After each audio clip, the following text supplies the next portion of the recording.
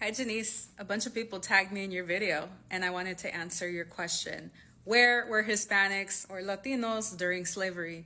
And what happened afterward during segregation? Let's talk about it. The answer is not simple, okay, but it's important. Now, the best way to get an answer to a question like this is through historical inquiry. That's the way that historians look at questions and investigate. You ask real questions and then you look at evidence like letters, newspapers, and other primary and secondary sources. After you review those, you come to some conclusion and you use your critical thinking to come to that conclusion. This process involves asking big questions, looking at evidence, considering context and bias, and then building your own interpretation. And this is one of the things that gets me about history, because my whole life I was taught that it's about memorization when it's really not. History is about investigating. So listen, I'm not a historian by training, all right? I did train some classes in history in grad school, but my training is mostly sociological, so I tend to look at things from a higher kind of viewpoint. So think of this as a high-level overview.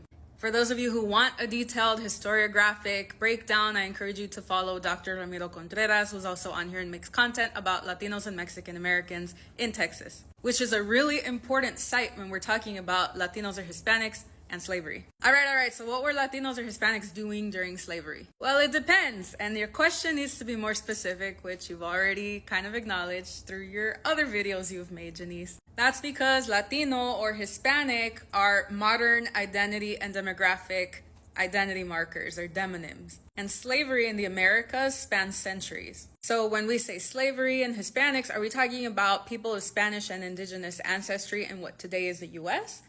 Are we talking about Mexico, Brazil, the Caribbean? What year are we talking about? 1600s, 1800s, Civil War? All right, so in historiography, you have to narrow down the questions a little bit more.